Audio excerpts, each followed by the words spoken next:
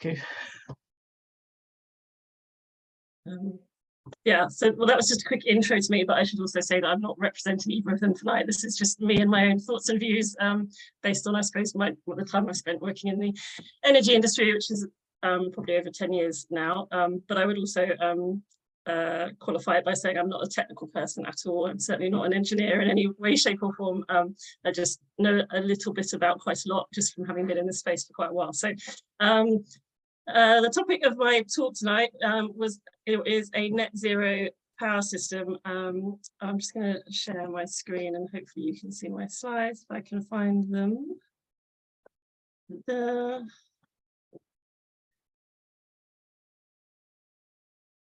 everyone see that?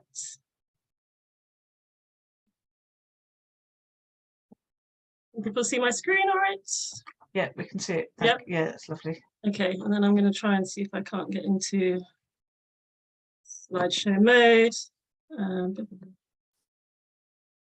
Right, there we go. And so, yeah, what I wanted to talk about was how we get to a net zero power system and why flexibility is so important, or critical, in fact, in order for us to do that. So I guess I thought I'd start with just why we're talking about this and why we're all on this call today, which I assume is most of us are quite concerned about the climate crisis. And I think this graph kind of just says it all in a picture. This is the amount of carbon parts per million in the atmosphere. And, you know, I know some people, I think I had someone around my house the other day doing some work and it was like, well, carbon's at the lowest level it's been in forever. And obviously it's our low level versus historical rates, but what's happened in the last 150 years is certainly not normal in any way, shape or form, and definitely human induced. So anyway, I probably don't need to talk to you guys about that. But why is electricity so important? Well, it accounts for such a massive amount of our greenhouse gas emissions. So in the UK, I think this is last year, energy was 26% of our CO2 emissions. That was where they were coming from. Obviously, transport's a massive one as well. Businesses and commercial and residential use, which I think a lot of that's from heating and lighting, all the other things we do in our home. But so, you know, obviously we need to decarbonize the power system in order to help tackle climate change, but there are lots of other benefits to decarbonizing power, you know, and probably don't need to talk a lot about this either, given what's happening at the moment in terms of electricity prices and energy security. So weaning ourselves off fossil fuels helps to address what is commonly referred to as the energy trilemma, which is how do we have clean, affordable and secure power. And the UK has set a target to operate a net zero power system by 2035. That was announced in 2021.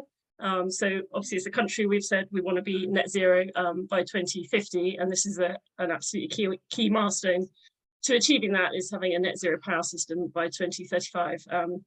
Fintan Sly, who's National Grid and Electricity System Operator Director, has said that they are confident that by 2025, which is only 2 years from now, they'll be able to manage periods where we have an entirely zero carbon electricity system, not necessarily for very long periods of time, but you know, it's quite a transformation in our electricity grid in a very short period of time when you look at kind of historically what's been done with the electricity system.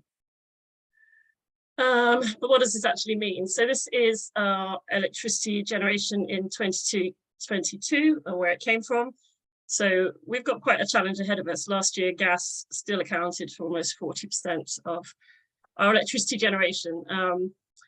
But, you know, saying that, wind, biomass, solar, hydro, probably tot up to almost 40%. And when you include nuclear, not as renewables, but as a low carbon source of electricity, that puts us at over 50%. So really, really good progress, but still a long way to go. And one of the reasons gas is so dominant on the system still is because it is very flexible. It's something that National Grid can turn on and off when they need it. And that's one of the biggest challenges in terms of how we can wean ourselves off fossil fuels, amongst many others. But that's kind of what I was going to talk about tonight, is that role of flexibility. Nuclear is, yeah, a big chunk, and nuclear, the challenge with nuclear is it's very inflexible from an electricity system operation perspective. it likes to run at a constant level all of the time, which makes it quite challenging when demand is fluctuating. And so then what does this actually mean, part two? So that's where we are today, around 40% of our generation coming from renewables, 50% if we include nuclear in terms of low carbon. So how do we get to a zero carbon electricity system by 2035? Well, there's quite a lot to do. So offshore wind capacity has got to quadruple from 10 gigawatts to 44 gigawatts approximately. Onshore wind, similarly, 14 gigawatts to 30 gigawatts as a minimum, so that's doubling. Solar, not so much. Well, again, doubling if you take the 30 gigawatts. These are all kind of bands. And then to help manage that, you also need lots of interconnectors, which is when we're connected to other countries. Again, doubling that from around 7.5 gigawatts today to 15 gigawatts, more nuclear, still some gas, but finding a way to make that cleaner. So with carbon capture and storage or biomass. Lots of batteries, which is one of the things I'm going to talk about. So we've got around 2 gigawatts of batteries today, but by 2035, we need around 18 gigawatts if we're going to operate a zero carbon electricity system.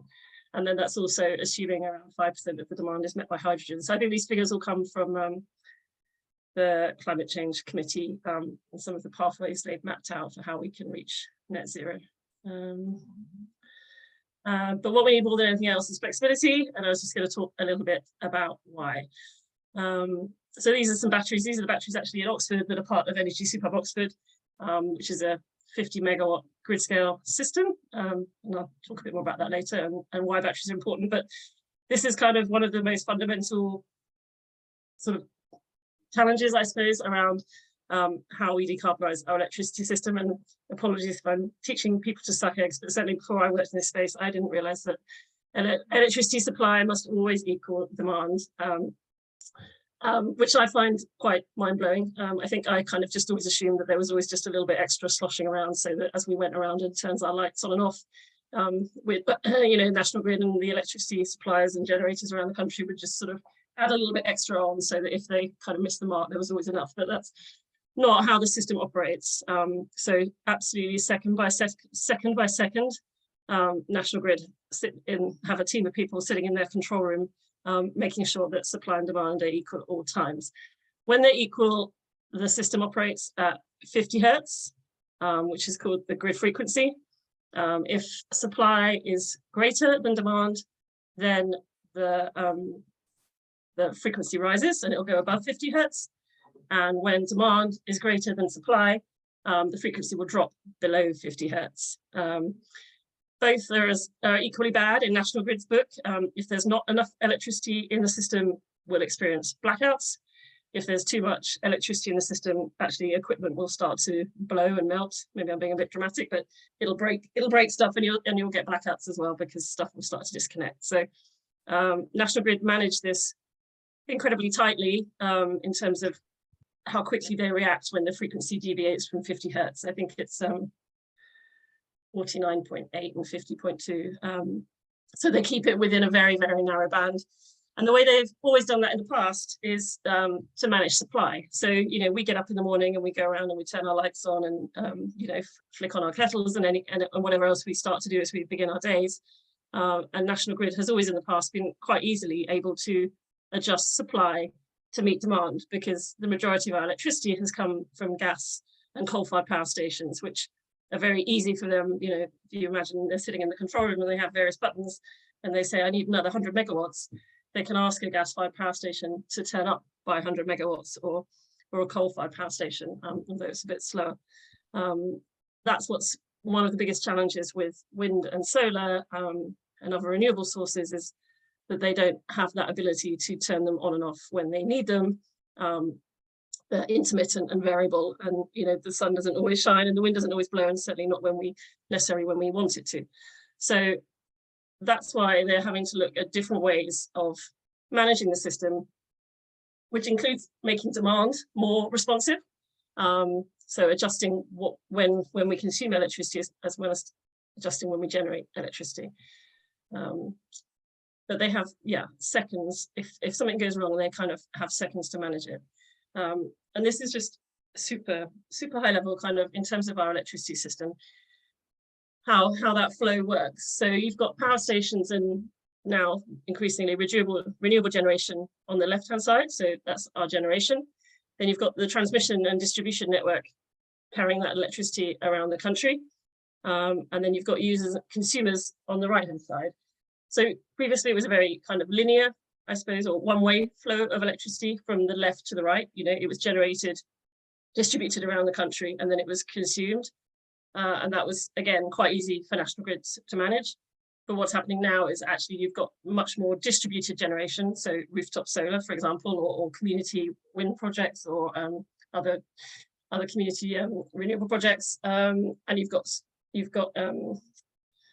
electric vehicles increasingly, and in the future I think more and more heat pumps. So the system is becoming much more bi-directional. So that, again, is not something our electricity system was designed for, or that National Grid has had to think about in the past, which is creating all kinds of kind of new challenges, also new opportunities, and definitely lots of new potential business models, etc. But definitely not what the system was designed for when it was built. And so what does demand look like? So this might be quite familiar to a lot of you, and certainly fairly intuitive insofar as the day is split into half-hourly settlement periods, so 48 periods in a day. When we get up in the morning, you can see around period 12, electricity consumption starts to rise, then it sort of levels off during the day, and then you see that peak in the evening.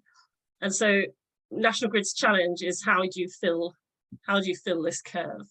And I think typically what you see is at the very bottom, that sort of what's called base load, which is where you, certainly the nuclear, that, as I said, isn't very flexible, will run.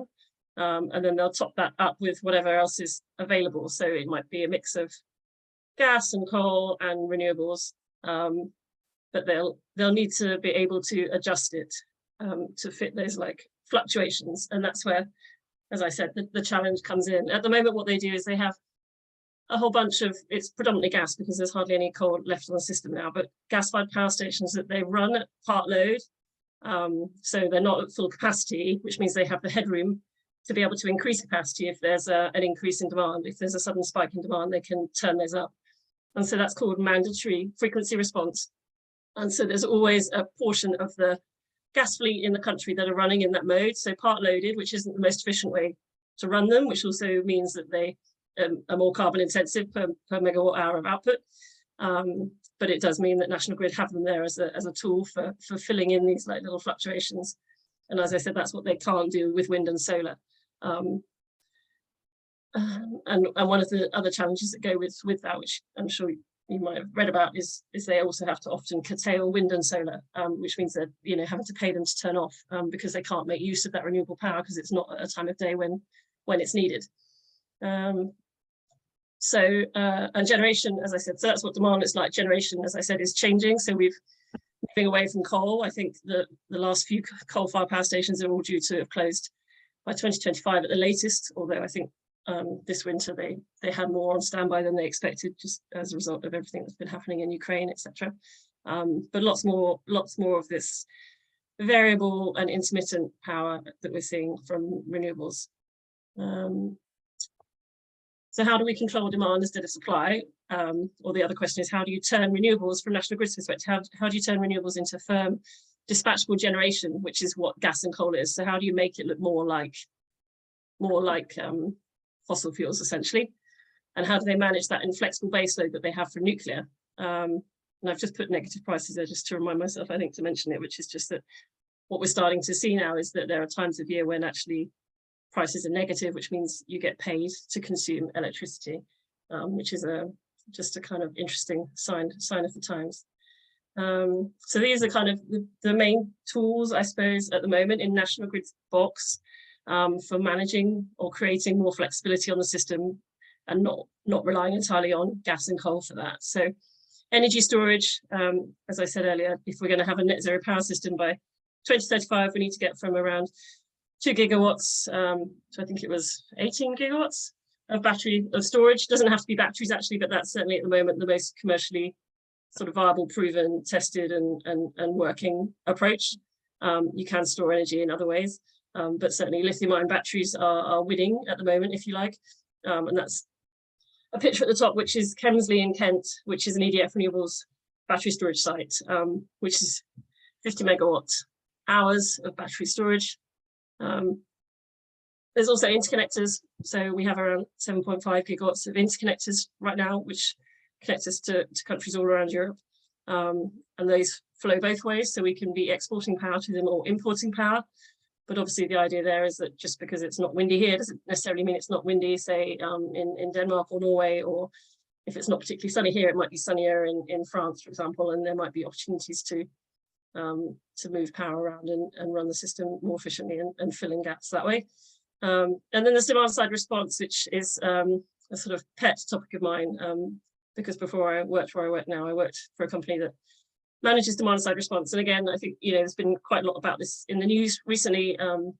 National Grid have been trialing their demand flexibility product, which I think, various suppliers have participated in more successfully than others. Certainly Octopus has probably been the one that's been in the news the most, which is where obviously people get paid some money or can save some money if they can reduce their consumption at certain times of day, typically during the evening peak. But what's really interesting about it, certainly from the company I worked at before, Open Energy, when they did some modelling of the amount of demand side response that's available in the country, they estimated that there's around 6 gigawatts of demand that can be moved invisibly, which means that people don't need to, it doesn't need to impact people's lives. And this picture here of Aggregate Industries I use because they have massive bitumen tanks, which are heated to incredibly high temperatures, and use a lot of electricity. But if you turn those tanks off for half an hour, the temperature of the bitumen will stay will stay where it needs to be. It has certain bands that it needs to be within. So there's a lot of industrial processes, water pumping, anything that has thermal storage, so heating or cooling. Where, as I said, you can turn certain pieces of equipment off, maybe for half an hour, maybe even for an hour, and it won't actually disrupt that process. And actually works in the home as well. So Open Energy also did a trial with, I think, around 3,000 domestic fridges. And the motors in those fridges can run, or do run anyway, throughout the day at different times to maintain the temperature of your fridge.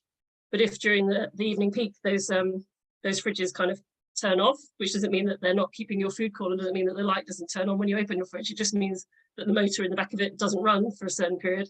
That's not actually going to affect your fridge's ability to keep your food cool at all. And that can all be completely automated. Those fridges had a chip in and they just responded to changes in grid frequency without anyone having to get up off their sofa and turn anything on or off. So we do have a lot of the technology and a lot of the solutions today. It's just about how we scale it and deliver it in time, I think. And I've also included a picture of some electric vehicles here, which again is part of the Energy Hub at Oxford project, is this big charging hub. But I think what's really fascinating about electric vehicles is they kind of combine energy storage and demand side response. So the battery in a typical electric vehicle could certainly run a house for several days if it was fully charged. And if you look at vehicle to grid, which is when your car's plugged in, but actually they say your car could export electricity from that battery back to the grid. I think if there's absolutely gigawatts and gigawatts. If you look at a system, I think there's supposed to be around 11 million electric vehicles on our roads by 2030. If you could harness the flexibility and the storage that is in all of the batteries in all of those cars when they were charging at different times of the day, actually they could do a lot of the work of that grid scale battery in the picture at the top, but in a sort of arguably more efficient way, and in a way that benefits end users like you and I, insofar as you could get paid for doing that and for helping to support a more flexible electricity system. What next? So this is just a little overview of where we've got interconnectors right now, actually, and what's coming. So as I said, I think there's around 7.5 gigawatts today, lots more planned, and 7.5 gigawatts is a decent chunk of our overall peak demand. I think the UK peak is around 50 gigawatts in the winter, so well over 10%, which we can help to manage with these interconnectors. But why are batteries so good? That was kind of one of the things I was going to focus on. This is actually probably a bit, the writing's a little bit small here, but this was the last time that there was a mass sort of blackout in the UK, which was in August 2019. And it was a sort of culmination of events, I think, was the conclusion afterwards. So there was a lightning strike, but then at the same time there was a gas-fired power station that tripped, and at the same time there was some loss of power from an offshore wind farm, which meant that collectively, within the space of seconds, National Grid lost about 1.5 gigawatts of generation unexpectedly, which meant that the frequency fell incredibly quickly. That's the blue line, and it was arrested at the bottom, where you start to see the curve restored and start to rise again. And the reason it was arrested so quickly was mostly because of batteries. So batteries are good for several reasons. One is that they can be on the system for National Grid. They can do the job of demand or generation, which is to say that they can take power off the system if they are charging, but they can also export power onto the system, so they can be a source of supply as well as demand if they're discharging or exporting power. So they've kind of got a multi role that they can play for National Grid, depending on whatever else is happening on the system. Obviously, the point of them is that they can store electricity, and so they can take that renewable electricity. If it's sunny during the day, they can store it, charge up during the day, and then discharge it during the evening peak when we all get home. And similarly, if it's windy overnight, which it often is, they can be ready and charged in the morning to discharge over the morning peak. So they help us to move that electricity to the times of day when we want it. They have that ability to, as I said, be both demand or generation, depending on what National Grid does. What this graph is showing is how quickly they can respond, which is they can respond in milliseconds. And if you compare that with, I mean, gas is very quick, but if you compare it historically, say with coal, National Grid would need to give a coal-fired power station a good few hours notice if they needed it to start warming up, ready for the evening peak. So they have to, be able to anticipate that requirement quite far ahead of time. And I think those are the main reasons why actually batteries are so good. They're very flexible. They can play in lots of markets, and they can do lots of things and serve sort of multi-purposes from a grid perspective. And I was just thinking, is there anything else to say about this chart apart from that? I think the whole kind of frequency issue that National Grid had was corrected and managed within minutes, but the subsequent sort of chaos that ensued took much longer. From a kind of the system was back to normal within minutes, but for people going about their daily lives, it was much more disruptive in terms of getting everything back up and running as it ought to have been. I think there were about 1 million people that were affected by this blackout, and train services and all kinds of things. So certainly caused a decent amount of chaos for what was in fact an actual very short period of time where the electricity system was affected, if that makes sense.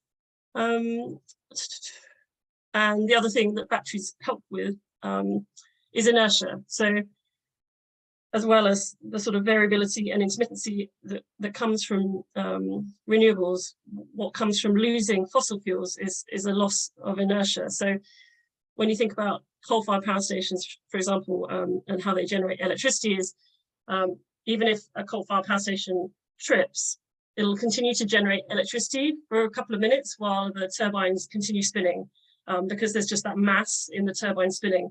And that buys National Grid a crucial couple of minutes potentially, or even if it's only a minute, it buys them some time to manage the rest of the system and fire up some coal-fired power stations or discharge some batteries or whatever else they need to do. But because there's much with the sort of propping off of fossil fuels and the thermal generation on the system, what you see with wind and solar is if it trips, or if the sun goes in or whatever, National Grid see that loss of generation much more quickly. And again, going back to this last chart, that's again one of the reasons batteries are so good, is because they respond so fast. They can actually help National Grid to manage that lack of inertia. And that was one of the features of this trip, was what's called the rate of change of frequency, which is just how quickly it plummeted. And that was because there's less inertia in the system. So when the frequency drops, it drops incredibly fast, and National Grid has very little time to react, which means there's much greater probability of these blackouts occurring, because they just have to be able to respond so fast. And as you can see, this is 2009 versus 20. Yeah, this is a decade apart, and the amount of inertia has dropped, from that purple band to that yellow band. But what's happening now? So on the battery storage front, capacity is about to explode. This is the exciting headline, but possibly more concerning because I know people also worry about the fire risk with batteries. But right now we have around 2.5 gigawatts, 2.4 gigawatts operational. There's a similar amount in construction, but an absolute ton that's either waiting to be built or is in the planning process at various stages. And not all of these will get built, obviously, by any stretch of the imagination. There'll be lots of issues with sites and planning and so forth. It means that not all of these go forward, but there's certainly a very, very healthy pipeline. And in terms of how the UK is doing overall, I think, you know, although there's lots of challenges ahead, the progress really has been quite incredible when you look at a graph like this, which shows how coal generation has fallen on the system and the growth we've seen in wind particularly. You know, we have really made some really, really good progress in what actually in the scheme of this kind of scale of infrastructure is actually not a very long period of time. You know, a lot of these power stations and the infrastructure that goes around it was decades in the making, and we're trying to quite quickly kind of, you know, totally redesign our electricity system. I think it's fair to say. And so I was just going to end by saying Energy Super Oxford is an example of how our electricity system is having to adapt, but it's a really interesting project. So it's a 4-year, well, the infrastructure that the project built is going to stay on forever, but it was operated and is running as a 4-year project. It's actually going to end in March this year, with 6 different partners: EDF Renewables, Oxford City Council, and 4 other partners. And the aim of the project was to decarbonise, to help to start the journey of decarbonising power, transport and heat in Oxford, and to look at how we could kind of integrate those different vectors and do it in a smarter way. And there were a lot of challenges around the heat, which meant that it couldn't be integrated. So they have installed a ground source heat pump network in 60 homes, but it's operating in isolation from the power and the transport aspects, which are the 2 that EDF Renewables has been involved in, which is what these pictures are here. So what's really, really interesting about the project is I talked earlier about how we distribute electricity, and you've got the transmission network, which a lot of you might know. That's operated by National Grid. That's obviously the big, massive pylons that you see, and that carries electricity around the country very quickly at high voltages. I always think of it like the motorway network equivalent of transport. And then you have the distribution network, which is, you know, the poles and wires that carry electricity at a much lower voltage to our homes and businesses in a way that we can actually use.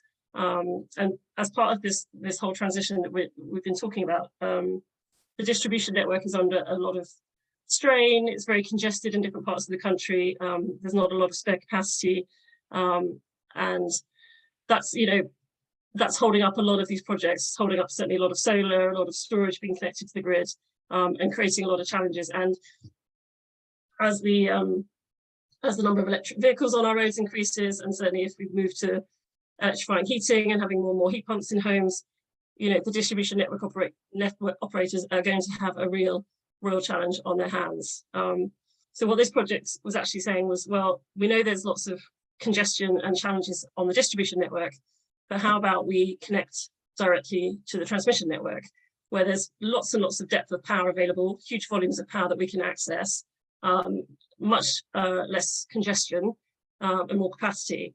And so we can kind of take some of the strain off the distribution network, tap into lots of power, which we know we're going to need for electric vehicle charging, and see if that isn't a more efficient way to make use of some of the infrastructure we have.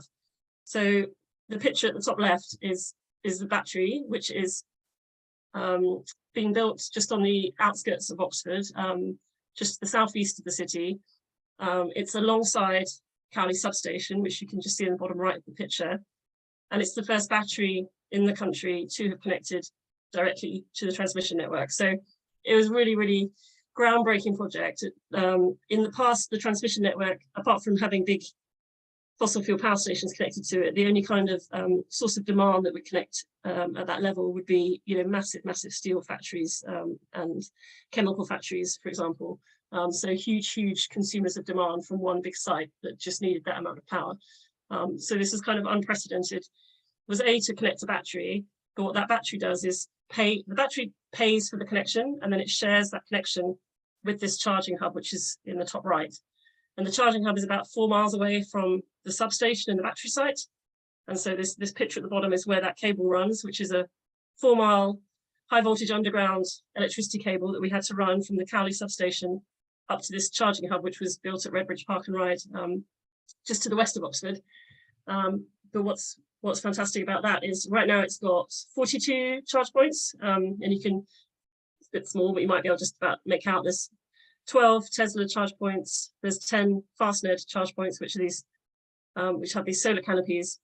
And then there's 20 charge points which have been put in by a company called Winia, which is a Spanish company, but that's offering slower charging. So that the Tesla and the Fastned charge points are ultra rapids, which you can charge your car in 15, 20 minutes. So for people that are passing by Oxford on their way somewhere else, they can pull up, charge and be off again. And the Winia ones are slower charges, which will charge your car over the course of the day. So the idea being that if you want to go into town, you're going to do your shopping or go to work, you can pull up and park there all day. And by the time you come back, you know, your ar will be charged and ready to go. But because it's got this connection to the transmission network, you can just see there's a little substation at the bottom of the picture. The site actually has enough capacity, if it wanted to, tomorrow, to charge 400 cars. And that's what's game-changing about this project, is because it's got this connection to the transmission network rather than the distribution network. It's got a huge amount of power that's just sitting there. It's future-proof. No one's going to have to dig up that road again when we have more electric vehicles on the roads. It's there and ready. That power is available as and when the site needs it, if that makes sense. So that's quite exciting and quite cool. I'm just trying to think if there's anything else to say about it apart from the battery. The battery is what, because the battery is providing services to National Grid and it gets paid for that. That's what helps to pay for the connection to the transmission network. Otherwise, for the charging hub on its own, it wouldn't be viable economically to run that cable and have that size of connection right now. So the two do work synergistically, if you like. You wouldn't be able to do one without, well, you could have the battery, but you certainly wouldn't be able to have the charging hub connect to the transmission network without the battery. That's so interesting, Nicole. Seeing as it's an unprecedented project, do you know, this tapping into the transmission network, do you know if there are other similar projects where they're bypassing the distribution networks and tapping into the transmission network? Yeah, so hang on, I'll just I think that's all of my slides, and I feel like, sorry if I've been nattering on at you. Well, EDF Renewables have 40 of those sites planned around the country. Wow. So that's the first. They've got one in Coventry and one in Birmingham and a whole bunch of others. So there's and now, although that was the first battery, there's now kind of a whole mass of that pipeline of projects is connecting at the transmission network level. So yes, it's definitely going to be, there's going to be a lot more of that happening over the coming decades. Nicole, sorry, Jane. No, go for it, Jonathan. No, just a quick one. But thank you very much. Before, yeah, that's really good. One of the issues that constantly comes up, of course, is the issue of the precious metals in battery production. How does that sit within the context of this scale of project? Because obviously it's quite large. So what's your view on that, and what argument or counsel would you offer? Because it's a valid point that comes up. Yeah, so. Absolutely. I mean, I think and it's something I think the industry absolutely recognises, and like any industry, it's in its infancy and there's a lot of work to do. But I think there's two things. There's one, which is battery chemistries are changing. So already, EDF's next systems are a different chemistry of battery, which uses less cobalt. And again, it's going to start to get quite technical, and I'll be at the limits of my knowledge, so I won't pretend to make it up. But certainly there are different battery chemistries which use far less precious metals, and that is something that is very consciously being deliberately designed and manufactured, and done. And actually, there are, lithium ion. There's different types of lithium ion which use fewer precious metals. There's also wholly different battery chemistries coming onto the market, and a lot of them are longer duration, because lithium ion batteries typically are between 1 and 2 hours of duration, which obviously can solve an immediate problem, but doesn't help us with sort of those long periods of days on end when there's no wind. So there's lots of other battery chemistries coming onto the market, mostly longer duration and not requiring precious metals in the same way that lithium ion does. But in any case, those lithium ion chemistries are changing. But also on the recycling side, You know, there's so much happening on the recycling side already. And I think within the next 10 years, and it's the same issue that we're going to have with car batteries, is it's going to have to become a circular economy. And those precious metals are going to have to be efficiently, you know, extracted from those systems and reused. And that is already happening. I mean, every single one of our batteries that EDF Renewables builds has a contracted route to recycling, and all of those precious metals will be recycled. And I think that's a whole industry of its own that's going to absolutely boom over the next, you know, decade. So I think there's not a silver bullet, and it's not that it's perfect. And I guess it's one of those kind of challenges with any new industry, but also again coming back to it's that sort of what is it, the lesser of evils? But you know, if you accept that we need to get off fossil fuels, and there's this transition happening, I think there's a lot of good work happening around the supply chain and technical development and recycling. Is my answer to that question. Thank you, and thank you very much for that. That was a really interesting talk and a very interesting answer to that question as well, actually. I just wanted to go, so right at the beginning you said that there had been a desire to make this this site more fully interconnected, and that there were ground source heat pumps that were separate. So is the expectation in the future it will be possible to connect sort of home energy to a battery like this at future sites? Yeah, well, so what the idea was, because obviously batteries, when you run them, they create a lot of heat, and they have air conditioning units keeping those cells cool, or you know, around the clock, because you know they don't like to overheat. And so the idea was actually if you could capture that heat that was being generated by the battery, and pipe it to some homes, that would be a really great way of like dealing with heating. Okay, and the reality was just that the substation was too far away from any residential areas for that to be economically viable. Right. So I think, you know, there's always these are kind of always the challenges, is it's got to stack up financially, and that obviously will depend on different locations, will vary. So I mean, there's definitely, you know, already lots of people have got small battery units in their homes, obviously. And I think a kind of an optimal home in the future will probably have a heat pump, some solar panels, an EV charge point, and a battery all working together, you know, to make sure that at any time of day you're doing the most efficient combination of things in terms of whether you're taking electricity from the grid or using your own, or using electricity stored earlier, or running off your car battery that you've got plugged in potentially, you know. Yeah. So I think the world will look very different, but whether that would be something that's done at a sort of individual home level versus a more kind of integrated system locally, I think is probably, because presumably the ideal would be that all those things all working together would do so without causing huge amounts of angst to the household. It would almost be invisible to the people living in the house. Yeah, well, that's how it should work, right? At some point. Yeah. I think that's one of the biggest challenges at the moment, is that nothing is integrated and everything has its own separate control system. And you know, it's not easy for, you know, I'm a little bit of an energy geek, but not a lot of an energy geek, and unless you really are, I think right now it's not in most people's kind of comfort zone to start thinking about, you know, how all of this operates together. And it shouldn't have to be. I think probably ultimately it'll end up being the electricity supply, as so, you know, the likes of Octopus Energy or Eon or whoever, you know, whoever can come up with a way of efficiently packaging that up and just offering you, here's what you pay each month for your electricity. We'll take care of all of this, all of the rest, and make sure it's working together. But I think we actually are probably quite a long way from that, frustratingly. Yeah, thank you. Does anybody else have any questions? I think there's an awful lot of questions that come to my mind, but I don't want to hog the floor. I don't want to hijack the meeting. I'm sure you've got. Well, no, I don't want to let you go until we've drawn out all the information that we can possibly get. I've got another one. I just wanted the graph you had with the all the different I want to say channels, like links. Sorry, I forget the language. Interconnectors. Yeah. So how does that all work? Is there sort of a political, diplomatic relationships required as well as contractual? And I mean, how's that all going? It's really interesting. I think, and again, I would have to go in and check all of this, but I'm fairly confident that they all operate on a commercial basis, which is to say that wherever they can make the most money, the companies that own those interconnectors will send the power in whichever direction they'll get the best price for it.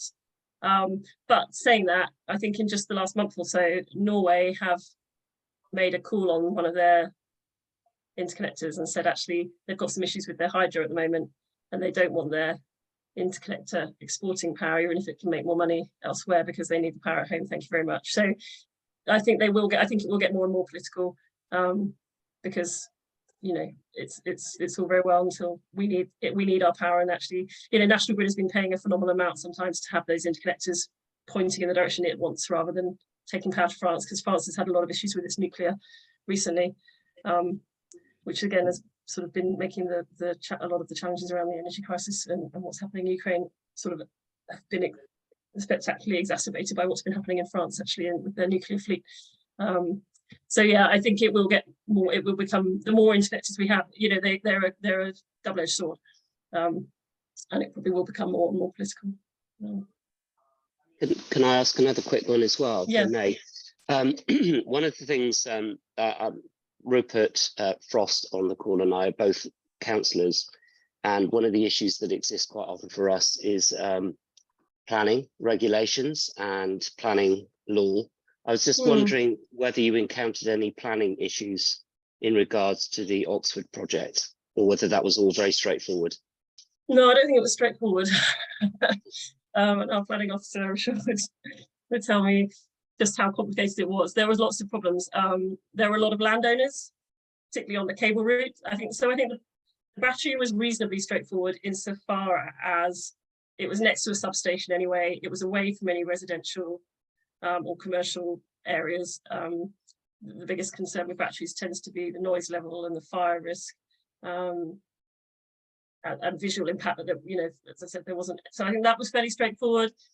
The charging hub, I think, was fairly straightforward. I think the biggest challenge was the cable route, just because probably more than anything, it went through so many different landowners and different planning. I think there were three councils, that we passed through. But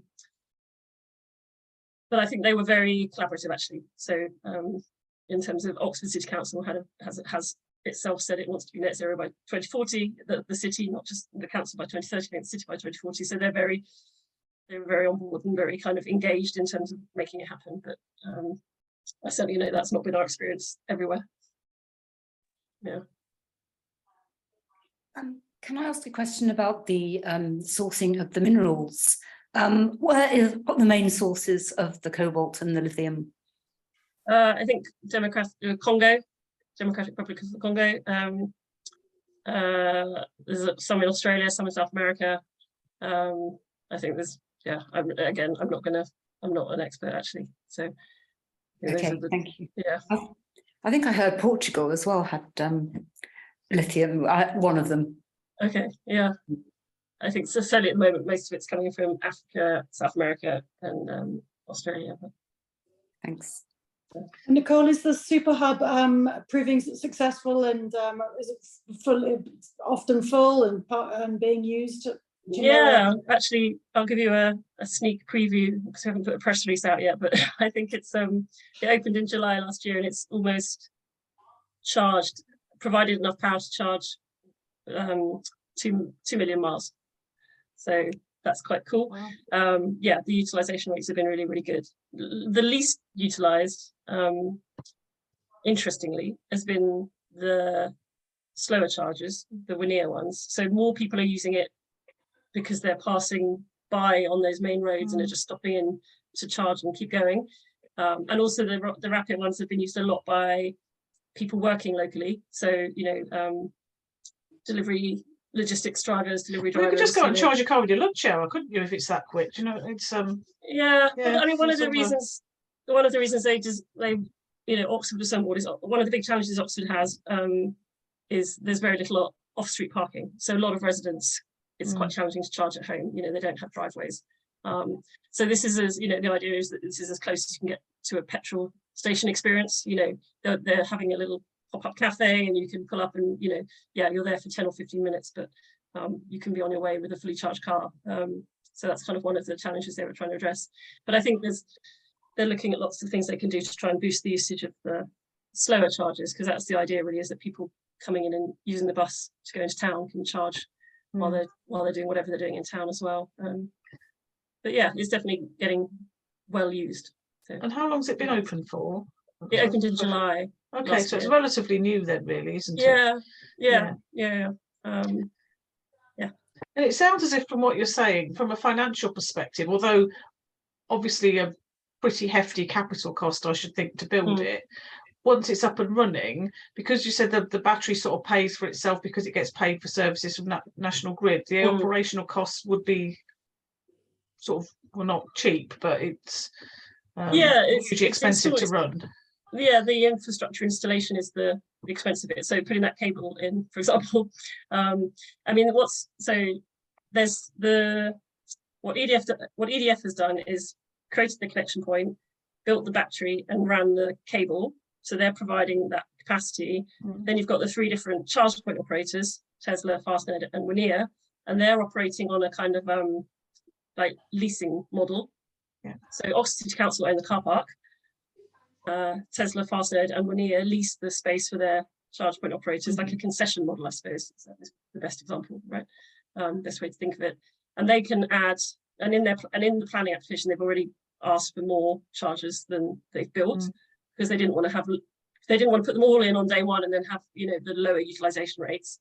So they can already within the existing planning application kind of immediately go in and put in a couple more chargers each, I think, as demand grows. And then as, you know, if they needed more beyond that, they'd have to go back to the planning commission again for those extra sites. But certainly adding the extra charges is quick and easy. It's a matter of a few weeks versus the you know, the months that it took to put the cable in and all of that stuff. But judging from what I see online, as somebody who's got an electric car, the demand for electric car charging is increasing tremendously. Yeah, I think that's it, right? And keeping up so that people, because it's the biggest complaint that you get, isn't it? Yeah, I was about to say, you want people to have a positive experience, not go, oh my god, I'm going to get rid of this electric car. It's too difficult because I have to keep queuing. Yeah, I have to keep queuing, which is starting to, obviously it was happening all over the place, I think. Yeah, and that's exactly what we were kind of trying to future-proof the site. Yes. Rupert Knowles. Yeah, I was at hello Nicole. I was at an agricultural meeting at Stoneleigh last week about climate, and there were several people there pushing small batteries for domestic use or farm use. And they said that if I put I'm not allowed solar panels because we're in a conservation area, but they said it would still be worth putting a battery in your cellar if you've got space for it, and buying cheap electricity in the early mornings and using it in the evenings, and payback would be 4 or 5 years. Do you think that is a good investment, or do you think it's rather a risky one? It rather depends what sort of contract one can get out of Octopus over what sort of period. I was about to say, I'm not qualified to give investment advice, but I think it depends on how variable your tariff is, and yeah, I'd be surprised if a battery paid back that quickly without anything else, if that makes sense, without some solar panels, or, you know, if all it's doing is, you know, I don't know, I haven't looked at the price of a domestic battery recently, but I would not necessarily think that was necessary without some generation to be going with it. Well, yeah, worth looking at anyway, isn't it? Worth looking at. I mean, and I don't know if any of you had, I mean, you know, I think, as I said, I talked about negative pricing. I think it was definitely last year you could be, you know, I remember seeing on Twitter people sharing when they'd been paid to charge their car overnight, you know, because the prices had gone negative. So there's definitely a lot of interesting stuff. How do I get that? That sounds good. Sign me up. You wait for some wind, for a windy night, and then you help National Grid out. Yeah, but that's what I find it fascinating, the idea that you could run your whole house for several days off your car battery if you wanted to, you know. I think that's an interesting place that we're going to get to. Yeah, definitely. Well, thank you very much. That has been extremely interesting. Will you be able to let us have a copy of your slides to share with people afterwards? Yeah, I'm sure I know I will want to go through them again and look at all the figures really carefully. So thank you so much for preparing us and for talking us through it. That's been very educational indeed. I felt like I was just talking at you, so I hope it was interesting. No, it's fine. It's very difficult with Zoom things, isn't it? Because you don't, yeah. Well, I couldn't no, see anyone, so I was just like, no, it was really great. Thank you so much. Thanks, Nicole. Yeah. No, thank you very much. Enjoy the rest of your evenings. Goodbye.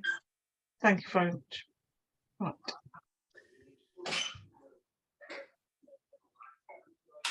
Oh, hope you all found that really, really interesting. I certainly did. Yeah, and she's right, because the whole thing about the electricity demand and supply having to be the same is obvious when somebody says it to you, but you don't think about it, do you? Anyway, we'll move on with the agenda because I'm conscious we've only got a quarter of an hour left of the official meeting time. The next item was to give a quick update on the building resilience project. Would you like to talk us through that? I think that actually probably follows on quite nicely from what we've just been hearing about. Jane, are you recording this entire meeting? It was my intention to, yes.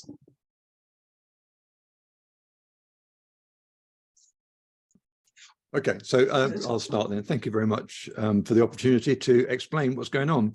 The amount of energy we use at home is fundamentally determined by what we as residents do, what the weather's doing, the systems that we have for keeping ourselves warm at home, and our house, the physical properties of our house. And the bit that we were worried about as a group looking at what to do about reducing fuel costs and reducing the emissions that come from burning fossil fuels, the bit we were worried about was the house, because each house is unique, whether we're on an estate and they were all built over the same period of 2 or 3 years. Once we move into those houses, they become our house and we start doing things to them. And over time, we either maintain them really well or we swap out an existing window for a different kind of a window. Everything evolves and each house becomes unique. And in order to understand how we could improve the efficiency of those houses, we need to get in there and physically measure their thermal behavior. And that was the thing that stumped us in the first part of what we were trying to do. We were looking to use the approach of the Energy Performance Certificate domestic energy assessor, using their checklist of the variables that they have to fill in. And then it just became apparent that was A, very tedious, and B, not really answering fundamental questions. And then you realize that the Energy Performance Certificate was born in an era before smartphones. It was born in an era before lots of things. And it is a mechanism to standardize how a government can look at its real estate, of its housing stock. And we were puzzling about that, and we ended up using data loggers. So if we had a multi-roomed home, we put a data logger in every room, measuring the humidity, measuring the temperature, in order to interpret what that homeowner was doing in that house at a particular point in time when, as it happens, it was -4 outdoors. And that didn't really tell us very much, other than that some people are really accustomed to living in what other people would find extraordinarily cold homes. So it did move us along a way, because it started to tell us something about the occupational behavior of people, which is quite important, but it didn't tell us so much about the physical performance of the house. We can encourage people to behave differently, and we can look at the a gas or an oil-fired boiler with a heat pump or some other kind of heating system. We can't do anything about the weather, other than to go away when it's winter time, which was an option that a lot of pensioners were taking when I was becoming a pensioner, thinking about whether or not to go and live in a nice warm place for the whole winter. Anyway, moving on, we've now got a IT-based and a technology-based solution, which we're going to try, which is a mechanism to characterize an individual house by its thermal performance, its actual thermal performance, by running data loggers over an extended period of time, tying those in with a measure at the beginning and the end of the period of the energy that's used, and using better understanding of the thermal capacity of the physical structure. So we've got a proposal in amongst ourselves to get that done for 4 or 5 homes, and we have to do that while the internal temperature is significantly higher than the external temperature. So it's got to be done by the end of March, and we will use that as a pilot to then take to community groups, to parishes, to anybody who'll listen, basically, and say, we have a technical fix for you to understand how your individual houses are using energy. And it's important that we do that, because although the EPC form that you get when you've had your house assessed will say you'll save X if you do this, and you'll save a little bit more if you do that, it really is a very generalized approach. What we need is to be able to give householders far more better targeted information about what would be the quickest way to reduce the heat losses from your home. And this technical solution that we believe we've come up with will aim to produce a household report that does stratify the opportunities that the household, and then if you want to go further, then you can do an in-depth study, but at least we'll have triaged in a way of looking at it, what could be done to an individual house. And then if we can get that promoted and publicized during the run-up to the winter of 23-24, it would be great if we could then start to see lots of homes being assessed in this manner, so that by the end of the next heating season, we could line up several hundred homes that would be relevant to have an in-depth retrofit. It would give us time to work out where the supply of the retrofit materials would come from, work out where the tradespeople would come from. And if we can look over a 7-year cycle, you might say that what we really need to do is to build those pipelines and build a support infrastructure. And that would include proper training for the disciplines that we need to encourage, that currently don't exist. If you're a plumber, you're good at plumbing and you can be gas safe, which is great. But if you're an electrician, you won't be wanting to touch any of the sort of building services side of life. So we need a cross-disciplinary training program that will bring a whole army of retrofit capable professionals. Although there are people who are aiming to do that, the number is very small. And so we're looking at 174,000 homes in West Northamptonshire. And we looked at the APC rating of those homes, and it's a good half of them are pretty inefficient as we stand. So there's a latent demand for retrofit that is just not being planned for as far as we can see. And a kind of wishy-washy flip government policy is not encouraging anyone to take it seriously. And I think Corn is taking it seriously and will come forward with really positive things into the future. Any questions? Right. Thanks, Harry. Thanks. That was very comprehensive and succinct at the same time.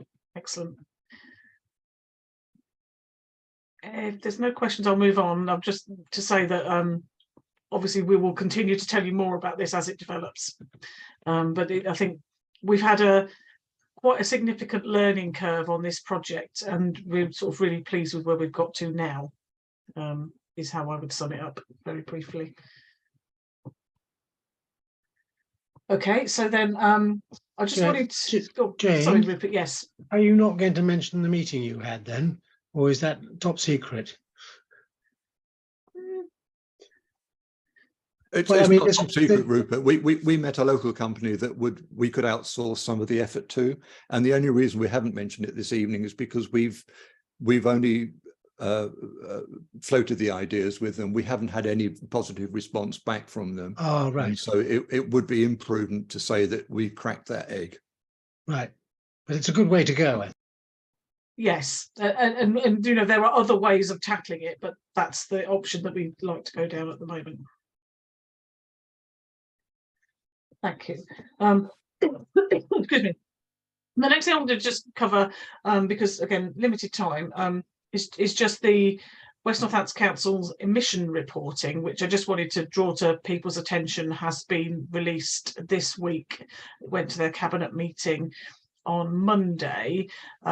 So what they've been doing over the past several months is doing baseline assessment of their in-house carbon emissions. I will send out a link to the report with the meeting minutes, and I was just going to very briefly put up on the screen the summary figures for people to have a look at, but I'm not going to spend lots of time dwelling on it, partly because we haven't got the time and partly because it's not my information, but I just think it is of interest. So if you'll bear with me a second while I get the right information up.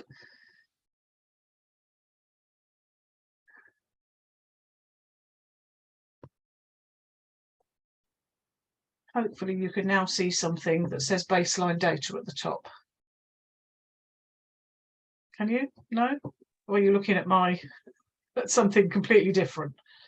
No, we can see your baseline data. Okay, good. That's fine. So this is just an extract from the report. This is the kind of key part of the report, which they've broken it down into the sort of scope 1, scope 2, and scope 3, total emissions at the bottom, and as I think everyone probably may have heard before, the target for the council themselves to reduce these emissions down to a net zero position is 2030, which I don't think anybody needs reminding is only 7 years away. So it's really, really close. And you know, it's probably, as I say, I'll send out a link to this. It's probably something that's worth looking at to see whether the emissions come from the expected sources or not. I believe that there is an intention for also to do a baseline emissions report for the West Northamptonshire area as a whole, but I haven't seen that come out yet. So if anybody's got any questions on that, shout. Otherwise, I will stop sharing and we'll move on to the next.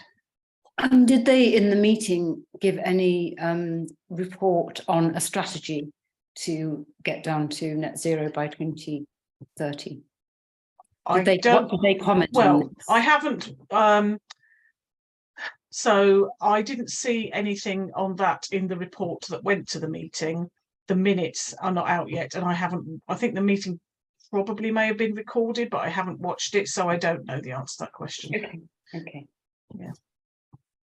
Thank you.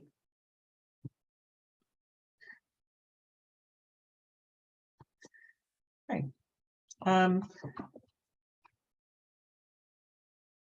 you for that. Okay, so then so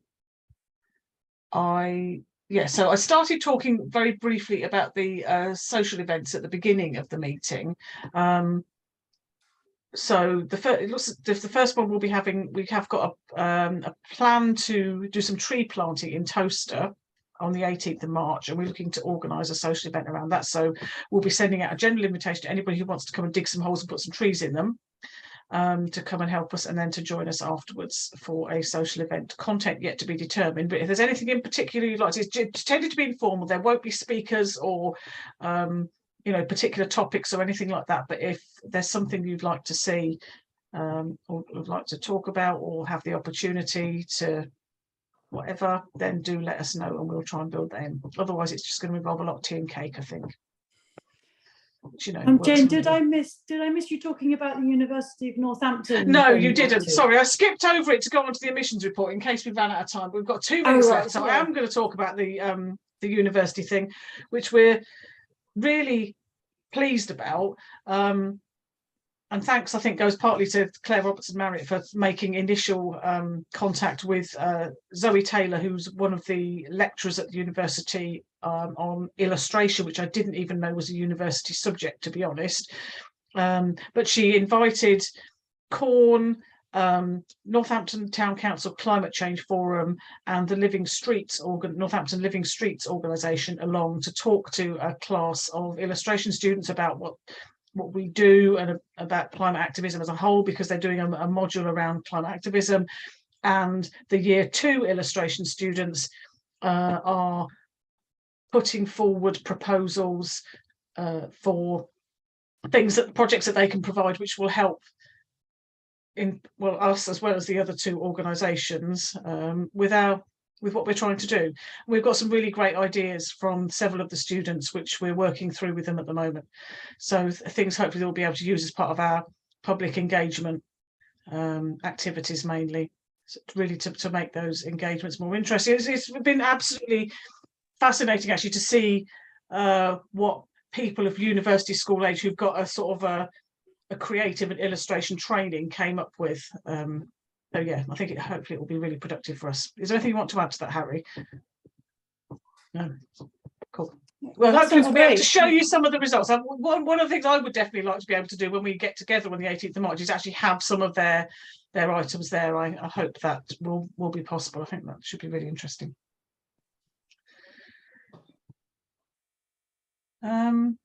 I think that covers everything that I was going to talk about. Anything else that anybody wanted to add? Any questions or anything I've missed? I had one thing just as a sort of plea for help, really, with a bit on the website or online forum. That there's if anyone's looking for any, we're going to put a page up basically on the forum where which gives people an opportunity to kind of volunteer, help us. Very small projects, wouldn't take much. But which, for example, we want to build a little page with useful links and resources for anything climate related in the county. And it's just a Word document, just needs making, and then we stick it on the page, on the site rather. So again, just to look out for that on the Corn Exchange online forum, that we will have hopefully a page where useful things we need to get done but haven't got time. So if anyone's feeling they have a little bit of extra time, then do keep an eye out for that. Would be much appreciated from the Corn editorial team.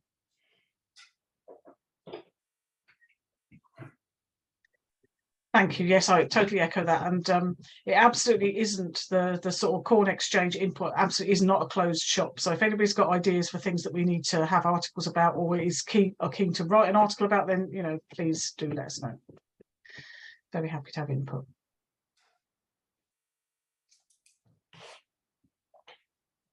Anything else anybody wants to say? It is 1 minute past 9, so I think we've done incredibly well. Thank you. I will stop the recording.